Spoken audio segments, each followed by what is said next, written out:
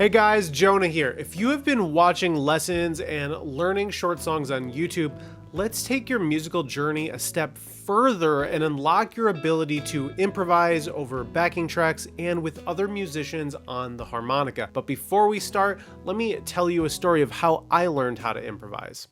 So when I started playing music, I was a guitar player, and it was on guitar that I really learned the basics around improvisation. Near my dorms when I was in college, I found an empty auditorium that became a hub for local musicians. On any given day, you could walk down to this room and you would find an ever-changing group of musicians that were just jamming and having fun. And up to this point, I didn't really do much improv. Instead, I spent my time learning songs and studying from YouTube videos, kind of like you're doing right now, right? As a young, ambitious guitar player, I really wanted to feel like I could hang around these people and keep up. We would play songs together, but there was a big hurdle that I couldn't cross, and that was improvising. I just didn't really know what I was doing, and I was very self-conscious. I was too attached to playing the right notes. I was too focused on precision, and the fear of making mistakes was really holding me down. One day, I met a guitarist named Brian who was incredible at improvising over any genre of music. He was a guitar player, and he just played from the heart. It just seemed like it flowed right from him. He didn't seem to be thinking too much. He was just in the moment. He was kind of an odd guy. He rarely ever spoke in the time that I saw him, but honestly, he didn't need to. His music spoke for him.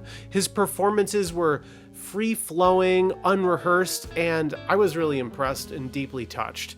I was immediately struck by his playing, and I kept showing up there day after day, hoping to find him. I wanted to learn more, so seeking guidance, I approached him and I asked him to teach me how to improvise. He told me that he wouldn't teach me, had no interest, but he would jam with me. So here I was, flung into the deep end with an elusive character that rarely said a word, but he could play guitar like it was a lifeline to his very soul. And I had to figure out these things on my own, but I had a really great role model and the pressure to actually figure things out. On that note, he told me that he was actually leaving the city in a week. This was his last week at college. He was dropping out. And so I knew that I only had a week to learn all this stuff from him. And I couldn't really ask him questions because he just wasn't that kind of guy. I was just showing up, I would watch what he would do, and I would try to mimic it in my own playing. And I came up with a system over the course of a week that changed me from a person that was honestly a little scared of improv to a musician that really loved being creative in that way. I found that the whole experience was incredibly cathartic and powerful. So for the rest of this video, I want to present to you a 7-day plan for you that will get you improvising even if you've never tried it before. I'm going to share a harmonica focused version, of course, and in that week I essentially did all of these different exercises that helped me get out of my own way so I can improvise with Brian and feel really good about it. I'll also share the biggest lesson that I learned from Brian in our week of jamming at the end of the video, so keep watching so you don't miss it. Here's what you should do on day one. For day one, I want you to practice your scales. There's a whole bunch of different ways that you can improvise. You can improvise with, chord tones. You can improvise with a whole bunch of other things, but the basics are scales. Scales are the language of music. It's how you communicate, okay? I saw that Brian, before his improv sessions, he always ran through a couple of scales. And I just kind of picked that up from him. I went on the internet, I found a bunch of scales, and I just started practicing them a lot. And that's what I did on the first day. There are a whole bunch of scales that you could potentially choose, but you really just need to pick one and embrace it and really start to learn it. If you're a total beginner, you could learn the middle octave of the major scale. If you are a little bit past that, but you still haven't figured out bends yet, then you might want to check out my no bend blues scale. It sounds like this.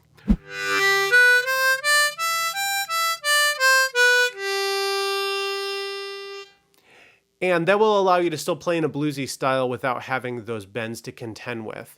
I go over the basics of this and all of the other scales that you need to know, including the ones with bends, the blues scale, the major pentatonic, in my free scale cheat sheet. It's just a free resource you can download. The link is down below in the description. For day one, choose a scale that you're going to work with for the week based on your skill level and your desired style. First position has that folk sound that you would associate with Bob Dylan, you know, like this. Something like that. Now, you can learn that and play the single notes. And that's going to really work well over acoustic genres of music like folk, acoustic rock, even jazz would be a great fit. Second position is the standard position for the blues. And that includes, of course, the no-bend blues scale that I mentioned earlier, but the main ones are the major pentatonic and the blues scale. The major pentatonic, being major, sounds happy, and the blues scale is a minor scale, which sounds sad, and of course that extra blue note, which is 4/2 of draw bend, makes the scale sound a little bit more bluesy. So just pick one of these and play around with the notes on day one. Don't worry about stressing yourself out with metronomes or any of those things. That we're going to do that today on the second day of your practice. So the first day, you're just going to play the scales, okay? Just get used to them. And on day two, you're going to practice your scales some more, but this time with a metronome. Metronome practice helps you develop your rhythm, and being able to play in time is super important if you want to improvise and keep up with the music. Even if you want to play out of time intentionally, if you want to be more loose with your timing, you still need to learn how to play in time first. Ever heard that saying, you need to learn the rules before you break them? It's just like that. So on day two, you are going to do some metronome practice. The short version of this is that you run your scales up and down with a metronome going at increasingly faster speeds. If you don't know how to do this, I have a link to a video where I go over this exactly in my scale cheat sheet download, which you can get in the description. So give this a shot and see how far you can push yourself. On day three, we're going to start actually playing with some music. What we're going to do is we're going to practice our scale, kind of like we did with the metronome, but over a backing track this time. You can find a ton of backing tracks here on YouTube, so do a quick search and find a couple of potential tracks that you can play over. What style you're going to choose really depends on the scale that you picked earlier. So if you chose first position, you would choose a style like folk, acoustic rock, or jazz. If you choose a second position scale, then blues is the most obvious choice. If you're just starting out, I would choose a slow blues track so you don't feel rushed. You want to keep this nice and easy in the beginning. What you're going to do is play that track and just work on playing your scale with the music. Kind of like you were playing over a metronome, but a little bit more freeform. Today, that's what we're going to do. We're going to play our scale over the music in a similar way to a metronome, and let me show you what that sounds like. Let's jump into a demo.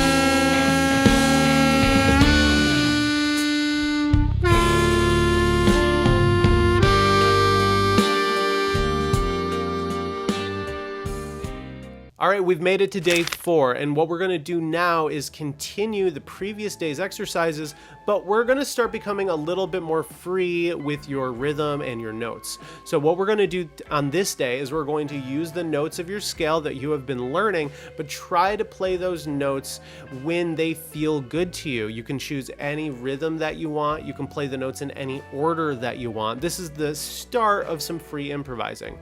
In the week that I really learned to improvise improvise with Brian, doing this made me feel like I could really improvise too. This is where everything started, at least for me.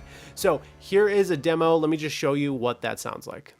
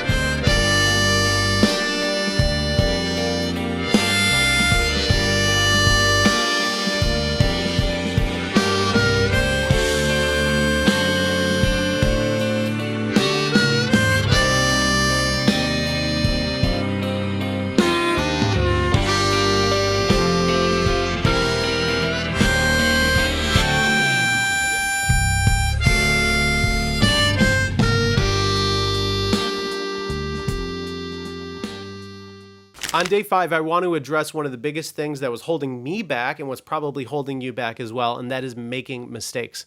So what we're going to do today, I think, is a pretty fun exercise. So you're going to start your backing track like you've been doing, but this time I want you to experiment with notes that are not in the scale that you have been working with. Another way of thinking this is to play notes that don't fit in the chord in the music. So as an example, when the music's over a G chord, if you normally play to draw, which is like the standard advice, what happens if you play to blow instead? I want you to see what that feels like. What I think you're going to notice is that when you play a wrong note, most of the times it still works. It might just be a note that's not harmonizing with the chord. If you play a very off note, like let's say a chromatic note that doesn't fit in your scale, then you will also hear that while it sounds kind of sour, you can easily just move it up or down and you're going to be on the right note again. This is one thing I really studied from Brian. He was such a risk taker with his playing, and after I saw him play for a week, I was determined that the ability to take risks was one of the biggest factors of being a good soloist. Now, when I would watch him take these risks and try something really difficult and challenging or something just really interesting and creative, yeah, sometimes he would make a mistake. But one thing I really picked up from him is when he would make a mistake, he'd just slide his finger up or down. That was it. If he played a note that didn't sound good, he would just move into the note that did sound good. Another thing that I saw him do and that I've really learned in the time since is that you can play a bad note, but if you repeat it a couple times, if you lean into it a little bit more, it actually starts sounding good. At the very least, it starts sounding intentional, maybe like jazzy, right? After all, you can't take risks if you're afraid of making mistakes, so you need to practice making mistakes. So you should deal with this head on and make some mistakes intentionally. Once you realize that the world won't end if you play a sour note, the experience of improvising gets a lot lighter. Now I'm going to jump into a demo where I'm going to intentionally play some sour notes so you can see how to gracefully recover from weird moments in your jam, and you'll also hear that mistakes don't really matter. I mean, the music passes, the moment shifts on, and it's no big deal. Let's jump into the demo.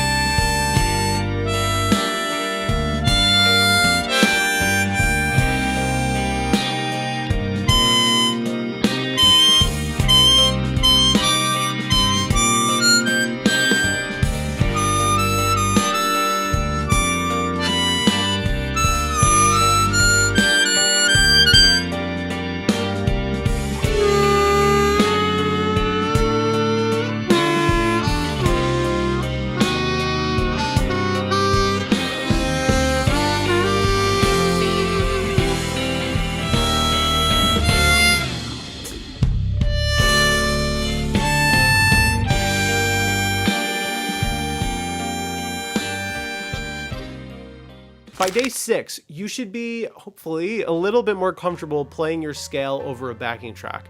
Hopefully you've kept up your scale practice and you have been intentionally making some mistakes. And you realize that at this point, messing up is just part of the process. So now you should focus on adding techniques back into your playing. So here's a cool thing about the harmonica. It's a very expressive instrument. You don't even need to play a lot of notes as long as the notes that you do play sound really good. So how do we make those notes sound good? Well, we use techniques. One thing that really struck me from that guitarist's playing at the time was his amazing use of vibrato. It just felt like he could sing through his guitar. Well, for us harp players, that skill that gives this similar effect is wah, vibrato, glissandos, and bends, of course.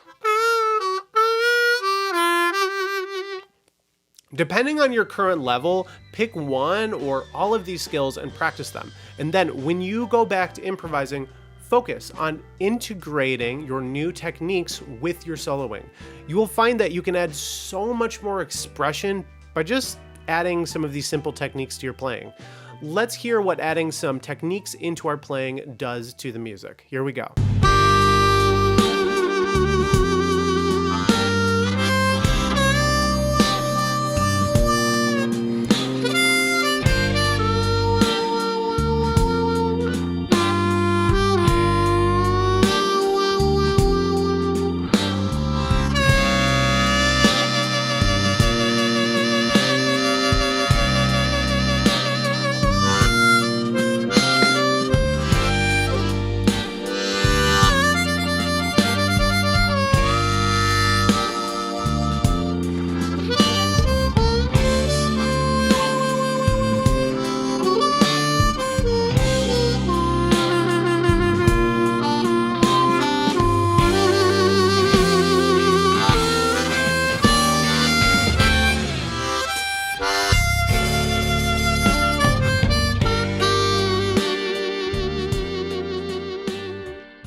All right, here we are, day 7. Here's where things get real. We're gonna do some totally free improvisation. So remember all the stuff that we've been learning and focusing on?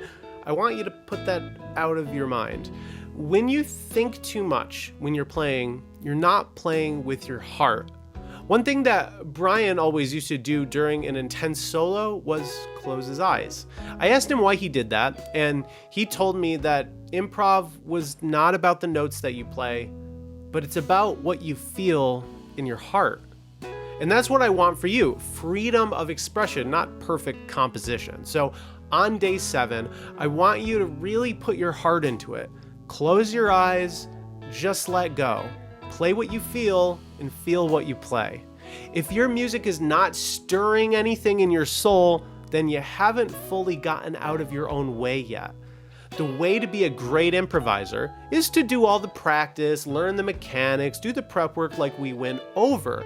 But when you're actually playing, your goal is to not think.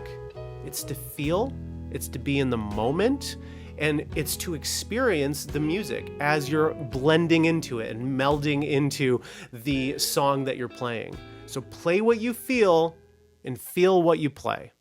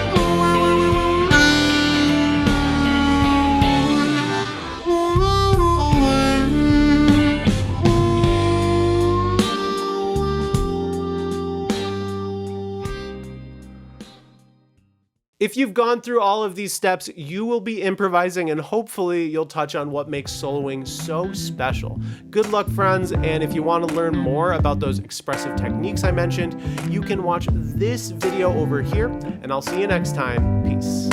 Show me your soul.